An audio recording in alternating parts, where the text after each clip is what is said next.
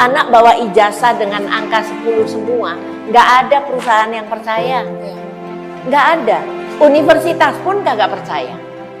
Pasti akan diuji kembali. Orang tua pada bangga, oh anak saya nilainya 10 semua, anak what for? Karena kertas ini nggak akan bicara apa-apa. Yang akan berbicara adalah kompetensi anak. Dan hasil yang dibawa sesuai dengan kompetensinya. Bukan hanya pura-pura membawa nilai baik, yang hanya akan menjadi tiket masuk lapangan, tetapi mereka tidak bisa bermain.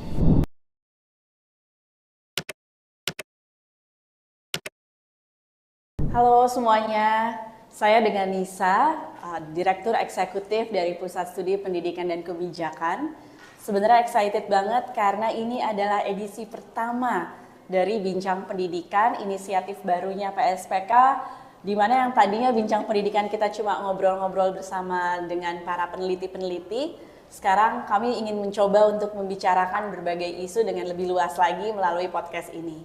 Dan di edisi perdana ini, saya ingin mendiskusikan bersama teman-teman terkait dengan isu yang lagi hangat tentang ujian nasional. Kembali menghangat dan bersama saya akan berbincang-bincang pada siang hari ini adalah salah satu dari tokoh pendidikan yang sudah 15 tahun. 15 tahun yang lalu sudah meributkan soal ujian nasional. 15 tahun Ibu Ice Khadijah. Iya. Ibu Ice Khadijah adalah Ketua Dewan Pakar PSPK. 15 tahun Bu, saya kayak nyebut tadi tuh 15 tahun terus balik lagi ke titik ini. 15 tahun yang lalu saya memang sudah gelisah, galau sekali dengan adanya ujian nasional yang pada akhirnya berujung pada perlombaan untuk menampilkan seolah-olah hasil pendidikan kita baik-baik saja. Dan itu membuat saya risau. Kenapa? Karena saya mempunyai kesempatan untuk kemana-mana ya, untuk ke sekolah yang mempunyai fasilitas sangat baik, sampai ke sekolah yang hanya punya guru 2 orang. SMP punya guru 2 orang, dan yang lainnya guru yang datang dan pergi, guru honorer yang datang dan pergi. Yang kemudian anak-anak yang ada di sekolah itu, yang tentunya bukan permintaan ya, mereka hidup dari keluarga yang marginal, tinggal di situ. Kemudian tiba-tiba diberi alat ukur yang sama dengan anak-anak yang kebetulan mendapat kesempatan pendidikan yang lebih baik, keluarga yang lebih baik, yang bisa membuat mereka pergi ke bimbel dan sebagainya. Nah, kemudian kelulusannya ditentukan oleh yang namanya ujian nasional itu. Nah, itu yang sebetulnya sejak lama telah merisaukan hati saya, karena di situ sila kelima kita itu terkoyak habis. Karena ingat bahwa amanat mencerdaskan kehidupan bangsa ada di Undang-Undang Dasar 45. 15 tahun yang lalu. Betul. Situasinya seperti itu dan Bu Ice memperjuangkan supaya ujian nasional dihentikan waktu itu. Iya. Jadi kalau di-trace di Facebook saya itu pasti status saya selalu bersinggungan dengan ujian nasional.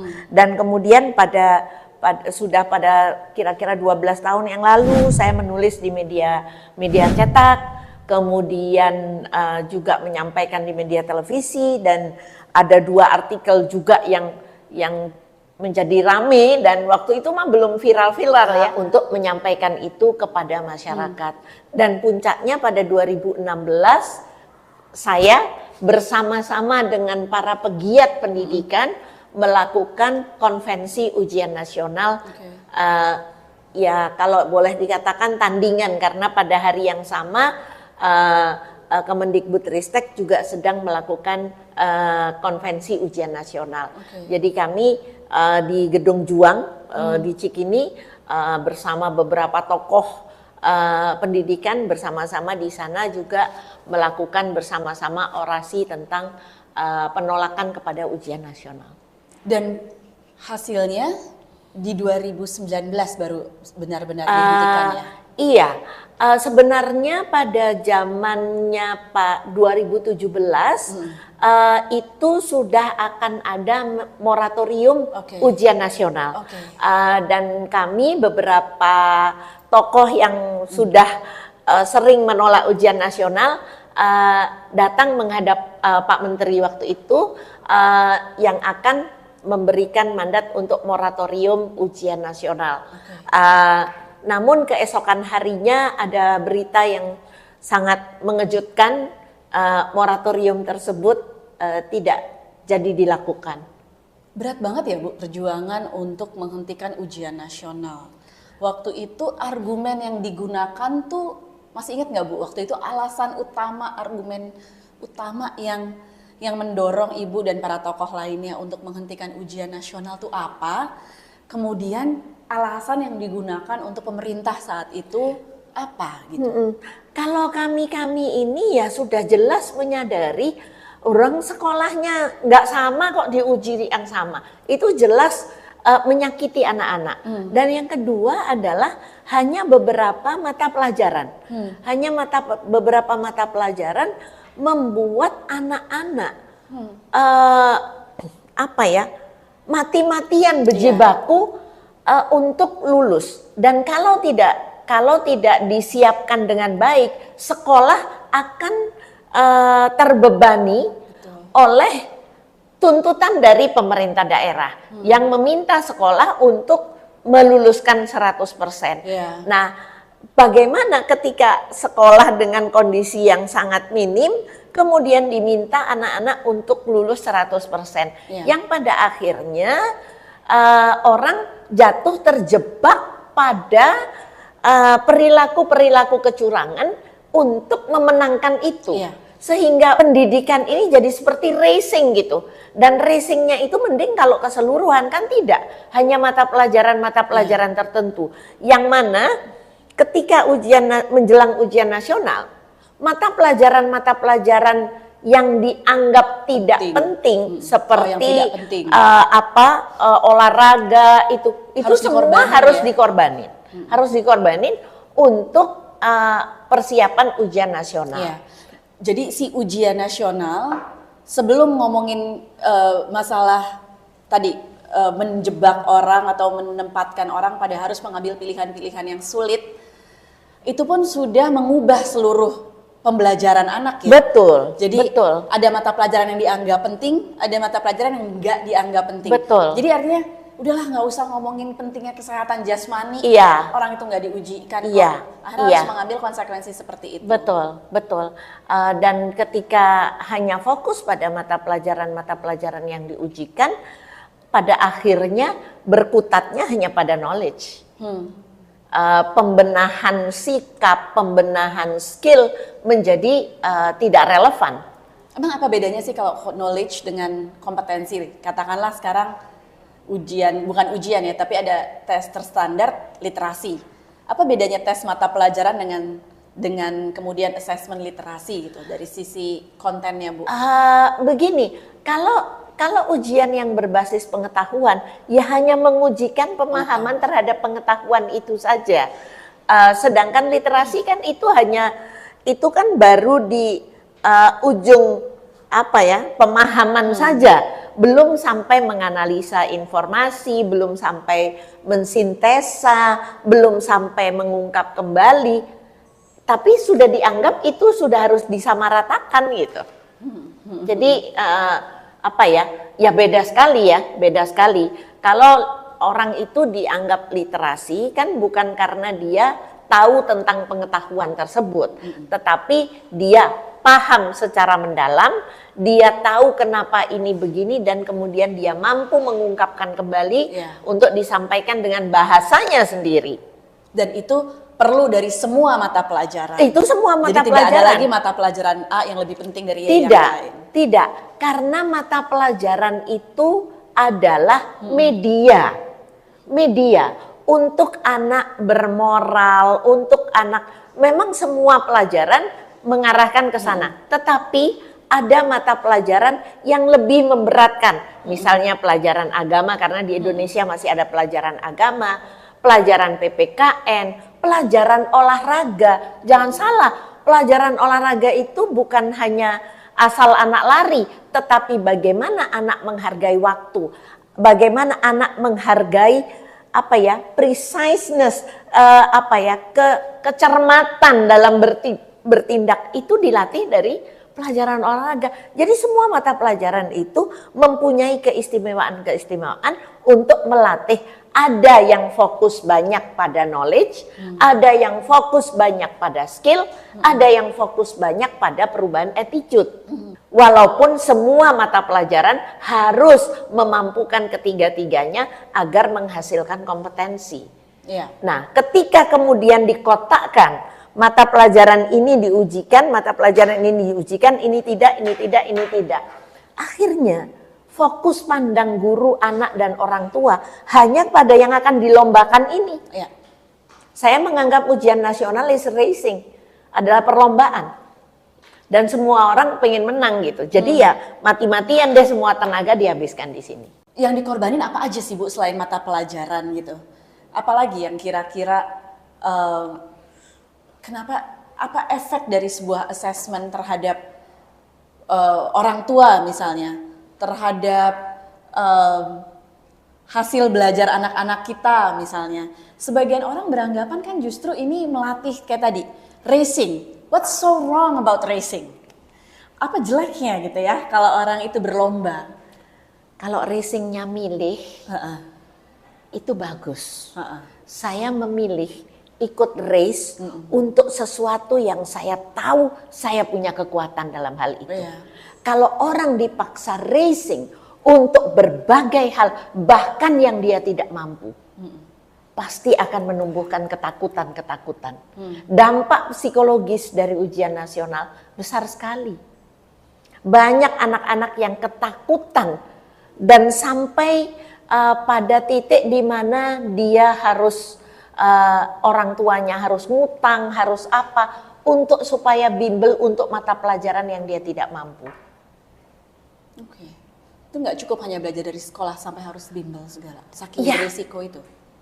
Ya kita tahu sendiri dengan kasat mata betapa menjamurnya bimbingan-bimbingan, dalam tanda kutip bimbingan belajar, bukan bimbingan belajar, latihan ujian nasional. Apa bedanya belajar dengan latihan ujian nasional? Belajar itu adalah membelajarkan diri. Bagaimana anak diajak menganalisa informasi yang dia baca, kemudian mempertanyakan kenapa orang menulis seperti ini dan seterusnya. Sedangkan belajar untuk ujian nasional adalah belajar informasi itu dibaca, dihafalkan, soalnya mana, kemudian soal dijawab dengan itu. Sedangkan kalau belajar, kalau jawabannya salah, dia bisa mempertanyakan, kenapa ya kok jawaban ini salah? Kenapa saya dianggap benar kalau menjawab seperti ini? Dan kenapa saya dianggap salah kalau saya itu belajar. Beda dengan latihan untuk mengerjakan soal. Kalau sekarang saya mau loncat sedikit ke masalah karakter. Ya. Yang menariknya adalah kita nggak pernah ada perdebatan. Sama sekali nggak ada perdebatan. Bahwa pendidikan kita harus membangun kompetensi dan karakter. Nggak ada yang nggak setuju. Oh iya. Semuanya setuju. Cuman yang kemudian jadi perdebatan adalah karakter ini dibangun lewat apa. Ya.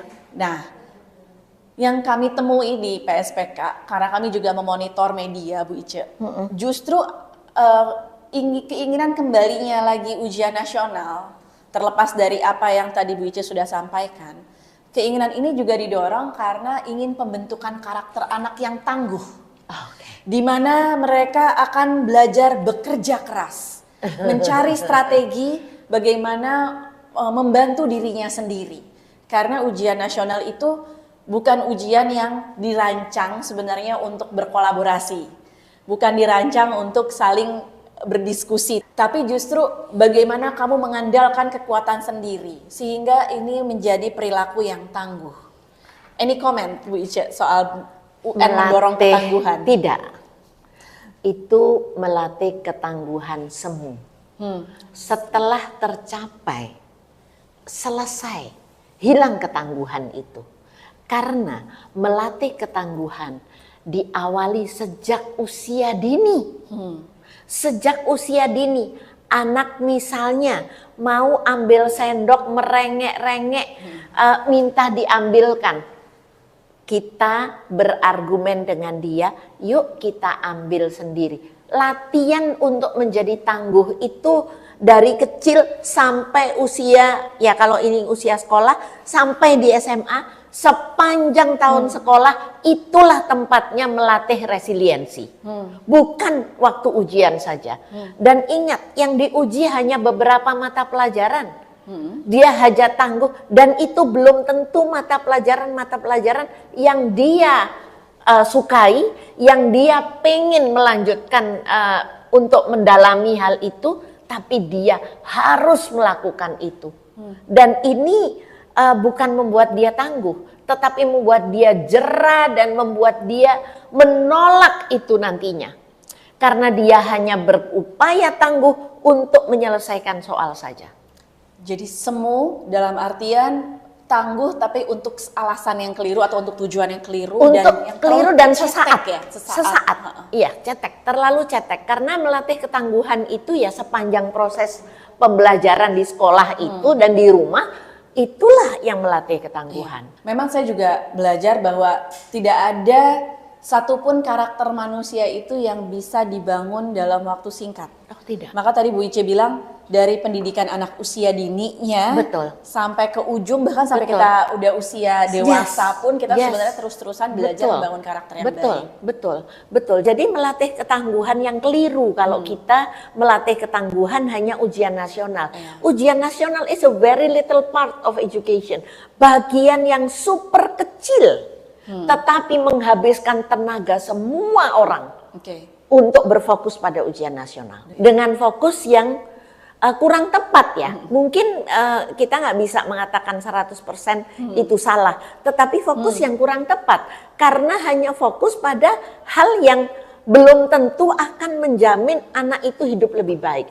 Bayangkan kalau anak-anak SMK yang harusnya dilatih untuk kesiap bekerjaan, kemudian dia harus duduk untuk ujian nasional, menghabiskan 6 bulan yang seharusnya dia bisa melatih diri, mengasah untuk setelah lulus SMK dia masuk dunia kerja, tetapi menghabiskan 6 bulan untuk persiapan ujian nasional. Betapa tidak hancurnya anak-anak itu. Padahal pada saat masuk ke dunia kerja yang ditanya bukan hasil UN-nya, tapi kemampuan kerjanya dia, kemampuan dia berkolaborasi dan sebagainya. Kemampuan menjawab, kemampuan merespon omongan orang lain dengan baik dan sebagainya. Yang juga menarik Bu Ice adalah tentang lifelong learning. Menurut kami, kemampuan menjadi pembelajar sepanjang hayat itu adalah kemampuan yang juga karakter yang dibangun sejak dini. Nah, kegemaran belajar, seperti halnya kita ngajarin literasi dimulai dari PAUD dengan kegemaran untuk melihat buku, membuka buku, itu adalah langkah pertama.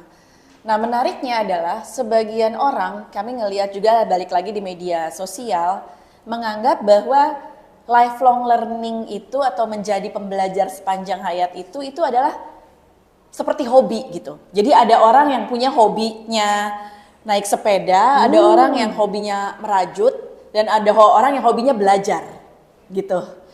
Sehingga ketika kita bilang bahwa assessment itu mempengaruhi kemampuan orang membangun lifelong learningnya, mereka bilang, ya itu kan untuk kamu yang emang senang belajar, tapi masih banyak anak Indonesia yang perlu dipaksa untuk belajar, karena mereka tidak hobi belajar. Ya gurunya, sekolahnya membuat kebiasaan untuk melatih suka belajar. Dan itu lagi-lagi nggak bisa cuma satu kali di ujung. Nggak bisa. Dan ini dibahas di seluruh dunia. Di seluruh dunia. Lifelong learning ini menjadi tagline di UNESCO bahwa ya setiap negara itu perlu melatih semua anak-anaknya untuk menjadi pembelajar sepanjang hayat. Mengingat saat ini teknologi bisa melakukan banyak hal. Jangan salah, anak-anak sesudah lulus dari sekolah masuk ke dunia kerjanya udah pakai teknologi. Dan ketika anak tidak bisa menampilkan keterampilan yang mestinya dimiliki oleh manusia dan tidak dimiliki oleh teknologi, mereka akan kalah. Karena yang perlu dilatih oleh pendidikan adalah bukan bersaing dengan teknologi. Ya, pasti kalah kok. Pasti kalah. Kalau cuma hafalan pasti kalah. Bukan bersaing dengan teknologi, tetapi bagaimana memanfaatkan teknologi Ya. untuk kehidupan yang lebih baik. Oleh sebab itu dia perlu kecakapan lifelong learning tadi. Ya. Karena kehidupan di era saat ini, di era teknologi ini begitu cepat berubah. Dan Bu Ica ngelihat ada dampak dari kalau ujian nasional balik. Ada dampaknya terhadap kemampuan jadi pelajar sepanjang hayat itu? Bisa jadi. Saya tidak bisa memprediksi, tapi bisa jadi. Kalau Ibu lihat dari yang dulu 15 Kalau tahun dilihat yang dari lalu, yang dulu, mulai iya. perjuangan. Kenapa? Karena saya ini melatih ke seluruh Indonesia. Setiap kali pelatihan dengan metode-metode yang menarik, Ya. membuat anak engage di Ya. dalam kelas. Di akhirnya guru sedih dan menangis karena apa? Bu Ice, ini semua kalau dibawa dalam kelas paling setahun cuma 2 kali. Sisanya harus latihan soal. Karena at the end yang menentukan adalah ujian nasional. Se-powerful itu ya? Se-powerful itu. Ya jelas lah. Membawa nama semua orang. Betul. Dan anak yang dipertaruhkan. Saya bilang ujian nasional ini memperalat anak. Menggunakan anak sebagai alat untuk memberikan nama kepada orang dewasa yang ada di sekitarnya, para stakeholder. Ya. Orang Jadi tua kayak- pada bangga, oh anak saya nilainya Iya. 10 semua, anak what for? Ya. Dan mungkin orang-orang itu yang pengen ujian nasional ada lagi kan, biar ada sesuatu Yes. yang dibanggakan. Dan ini pernah pengalaman saya yang sangat menyedihkan. Saya memberi pelatihan, waktu itu ada salah satu dekan dari sebuah sekolah internasional, universitas bukan sekolah, Oke. yang ada di Jakarta. Dia datang ke saya, dia mengatakan, Ice, I feel sorry with your students. Dia bawa ijazah karena dia mau masuk program internasional, bahasa Inggrisnya 999. Dan kami kalau mau menerima mahasiswa yang memilih internasional, kami wawancara. Tetapi mereka tidak bisa sama sekali dengan angka 9 yang ada. Are they cheated? Apakah mereka terbohongi oleh nilai-nilai itu? Ya, saya mau bilang iya gimana, mau bilang enggak itu kenyataan, ya. Ya, saya cuma bilang ya itu akibat ujian nasional yang membuat mereka mendapat nilai tapi nggak dapat kompetensi. Ouch. Dapat nilai tapi nggak dapat kompetensi. Yes, itu yang paling menohok dan pengalaman yang saya alami sendiri. Ya. Padahal kompetensi, literasi, numerasi itu modal penting banget untuk jadi pelajar sepanjang hayat kan. Karena literasi itu membuat kita tahu apa yang kita nggak tahu. Yes, dan literasi itu yang membuat kita bisa living with others peacefully, Iya. karena kita tahu bagaimana caranya kita bergaul dengan orang lain. Di mana saat ini itu menjadi ciri kehidupan masa global ini. We have to be able to live with anybody Iya. from anywhere. Ibu di UNESCO. Jadi Ibu adalah perwakilan Indonesia untuk UNESCO. Apa namanya Bu? Komisi Nasional Indonesia untuk UNESCO. Komisi Nasional Indonesia untuk UNESCO. Ibu berinteraksi dengan negara-negara lain. Ada negara yang ingin balik ke standardized Tidak high ada, stake test? tidak ada sama sekali. Saya beberapa minggu yang lalu menerima bilateral dengan Liberia yang mengatakan bahwa kami sedang push untuk selesaikan segala kebijakan untuk ujian nasional. Oke. Rata-rata negara memberhentikan. Oke. Mudah-mudahan begitu juga dengan Indonesia, nggak usah berpikir balik. Ya, ya mungkin zamannya juga udah beda sih ya. Saya ketika memperjuangkan ini 10-15 Belum ada tahun yang AI lalu, waktu itu. belum ada AI. Dan kehidupan teknologi belum secepat ini perubahannya. Belum semasif ini perubahannya. Ya. Sehingga kecakapan yang dibutuhkan anak itu sekarang berbeda. Iya. Anak bawa ijazah dengan angka 10 semua, nggak ada perusahaan yang percaya. Iya. Nggak ada. Universitas pun nggak percaya. Pasti akan diuji kembali. Iya. Karena kertas ini nggak akan bicara apa-apa. Betul. Yang akan berbicara adalah kompetensi anak. Bagaimana saat ini pendidikan kita berupaya keras memperkuat kompetensi anak dan hasil yang dibawa sesuai dengan kompetensinya. Bukan hanya pura-pura membawa nilai baik yang hanya akan menjadi tiket masuk lapangan tetapi mereka tidak bisa bermain. Ya. Teknologinya sudah berubah, kompetensinya semakin penting bahwa kita bukan bersaing dengan teknologi, tapi bagaimana menggunakan teknologi dengan kompeten. Jadi ironis sih memang dengar ketika justru teknologi ini dianggap bisa membuat UN lebih baik.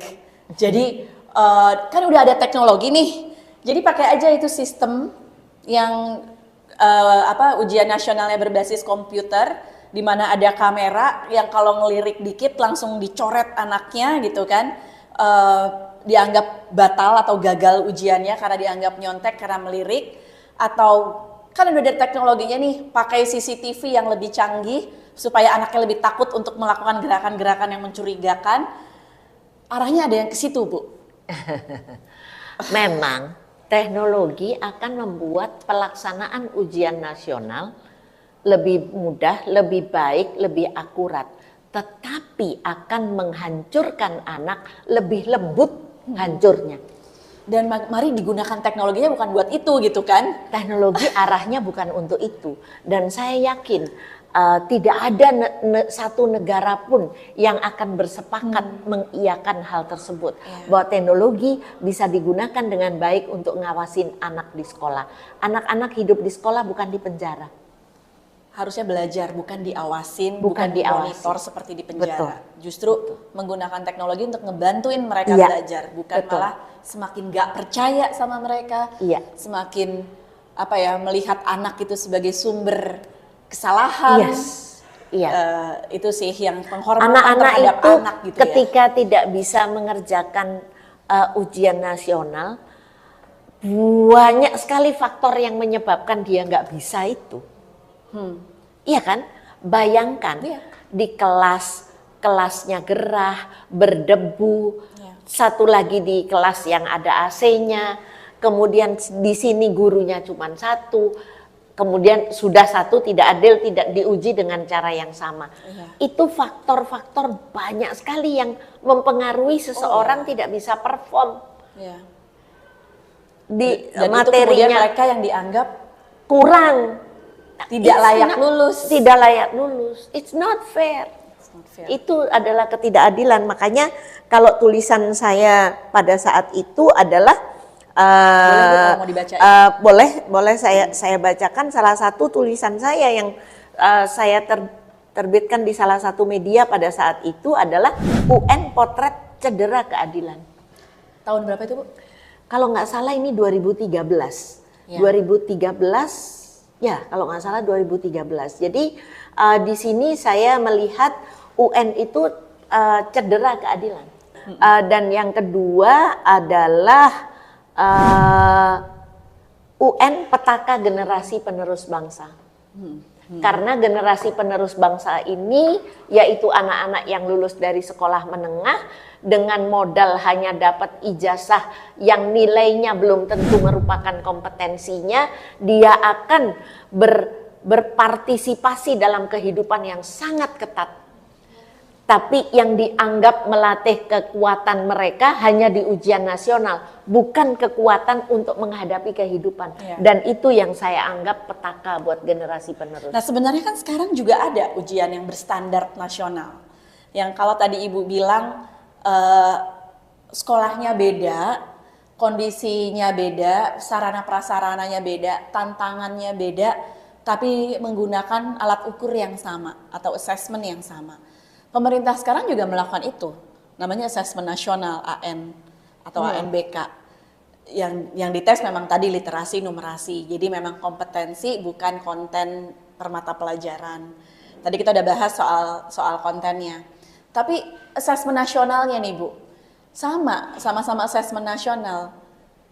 Tapi fungsinya sama nggak sih? Targetnya bukan individu anak. Asesmen nasional Asesmen targetnya bukan nasional, individu anak memang. Targetnya adalah sekolah. Bedanya gimana Nah, tuh? yang harus kita lihat adalah kesiapan setiap sekolah secara ideal, minimal ideal dalam mendidik anak. Itu yang harus ada dulu. Itu yang harus dilakukan asesmen. Sekolah itu mempunyai kondisi yang cukup kondusif tidak sih buat mendidik anak-anak. Sekarang ini kita dengan akal sehat, common sense aja. Saya mengajar di kelas 7A. Bu Nisa mengajar di kelas 7B. Iya. Materinya sama. Saya mengajar halaman 7 dan 8 itu sampai 2 kali pertemuan. Bu Nisa halaman 7 sampai 14 selesai dalam dua kali pertemuan. Lebih cepat saya dong. Lebih berarti. cepat. Apa bedanya? Muridnya mungkin beda kan? Muridnya beda. Yang kedua, kedalaman saya membahas Betul. halaman 7 dan 8 itu. Jangan-jangan ibu justru lebih penuh engagement gitu. Iya, dan kenapa? Karena saya bukan mengejar materi habis. Yes. Saya mengejar karena ada tujuan kompetensi yang harus saya pakai, yang menurut saya, menurut kacamata saya sebagai pengajar, katakanlah kita berdua ngajar biologi, halaman 7 dan 8 ini harus menghasilkan kompetensi yang cukup. Iya. Oleh sebab itu, saya fokus di halaman 7 dan 8 untuk dapat mencapai tujuan kompetensi itu. Bukan sekedar knowledge-nya dihafalkan kemudian diujikan. Nah, itu kan logika-logika sederhana yang bisa kita pakai untuk mengumpamakan ujian nasional dengan proses pembelajaran yang membisarkan anak. Oke. Nah, dalam konteks kelas saya versus kelasnya Bu Ice tadi, bisa jadi pada saat assessment yang mengukur kompetensi, anak-anak Bu Ice lebih bagus daripada saya. Pasti, ya kan? Karena dia pasti akan bisa mengungkapkan reasons kenapa dia menjawab seperti ini. Sedangkan di kelas Bu Nisa mungkin karena Cepet-cepet aja. supaya materinya cepat habis, ya hafal aja. Atau mungkin juga karena saya nggak tahu ternyata ngebahas materi itu tuh bisa mendalam karena pengetahuan konten saya yang... Atau banyak juga guru yang menganggap kalau materi saya habis itu identik dengan kebisaan anak. Oke, delusional itu ya. Yes. Dan itu yang sering sekali terjadi ya karena saya melatih guru sudah 30 tahun lebih ya. Betul. Jadi itu yang sering saya dapatkan. Saya kalau materi nggak habis tuh kayaknya belum selesai ngajar. Karena fokusnya adalah ngabisin materi. Nah, ujian nasional itu berbasis pada kisi-kisi yang berisi tentang materi ajar. Iya, oke. Sehingga dua-duanya sama-sama dites nih Bu. Tapi sehingga saya dapat informasi bahwa oh ternyata cara mengajar saya itu kurang membangun kemampuan kompetensi anak gitu ya. Sementara justru karena saking terburu-buru tadi malah fokusnya touch and go gitu ibaratnya materinya atau mungkin udah hafalin aja lah nggak paham nggak apa-apa gitu ya. Sebentar Bu Nisa. Tapi ngajar di kelas Bu Nisa jauh lebih gampang buat gurunya. Iya dong. Karena cuma delivering materials. Betul. Sedangkan di saya butuh upaya lebih banyak. Ibu harus mikirin bagaimana cara bertanya yang baik. Betul. Saya bagaimana mengulang hal yang sama dengan aktivitas yang berbeda sehingga anak mendapatkan perspektif yang berbeda. Saya menggunakan materi yang sama untuk kegiatan guna memfasilitasi anak-anak dengan pendekatan belajar yang berbeda. Oke. Jauh lebih rumit. Which one is the real teaching? My class. Karena real teaching adalah membelajarkan anak, bukan belajar materi. Jadi saya pikir kita harus membawa pada logika-logika yang berpihak pada anak. Betul. Maksudnya logika-logika bahwa sekolah itu adalah tempat untuk mengembangkan anak, bukan untuk memberi carrot and stick. Nah, ini yang mau saya ajak teman-teman yang menyaksikan juga ikut aware bahwa carrot and stick dalam ujian nasional itu beda banget sama carrot and stick dalam asesmen nasional yang mungkin nggak terlalu clear carrotnya apa, sticknya apa. Karena yang diberikan dalam ujian nasional itu adalah keputusan anaknya lulus atau tidak. Dan kalau banyak yang nggak lulus, sekolahnya dicap jelek gitu ya Bu ya. Dan pemerintah daerahnya dianggap tidak perform. Dinas pendidikannya dianggap tidak dapat mengelola pendidikan dengan baik. Dalam asesmen nasional tidak ada konsekuensi terhadap murid. Tidak ada konsekuensi mau anaknya jadi nggak naik kelas atau anaknya nggak lulus, karena itu juga asesmennya dilakukan di kelas 5, di kelas 8, dan di kelas 11. Sehingga bukan di akhir jenjang gitu ya, bukan di kelas 6 SD, sehingga bukan jadi keputusan kelulusan. Namun informasi dari asesmen nasional itu digunakan untuk ngebenahin kelas yang kayak saya tadi tuh. Oh ternyata nih kelasmu tuh nggak hidup gitu, anak-anaknya nggak belajar sampai ke kompeten, ke level kompeten. Sehingga harusnya saya mengubah praktik saya. Itu harapannya dari asesmen nasional. Susah tapi kan itu. Tadi Bu Ice bilang itu susah. Yang gampang tuh ngajar yang seperti saya. Itu yang digunakan oleh teman-teman guru yang ngerasa ingin kembali ke ujian nasional karena menganggap bahwa ujian nasional itu membantu mereka. Membantu mereka dalam mengajar gitu. Tapi Bu Ice, seperti yang tadi saya bilang, kita belum ngebahas soal guru. Karena sebenarnya ya tadi perdebatan ini tuh bukan guru versus pembuat kebijakan gitu ya. Tapi antar guru sendiri pun punya pandangan yang berbeda-beda dan tapi karena waktu kita terbatas, saya tahu perlu satu episode khusus untuk ngomongin ini. Jadi nanti episode berikutnya kita masih ngobrol, boleh ya Bu Ice ya? Boleh. Oke. Kalau gitu kita akhiri dulu di sini. Saya nggak tahu, nggak mau nyimpulin apa-apa. Karena ini diskusinya belum selesai dan selalunya masih banyak yang bisa diperbincangkan.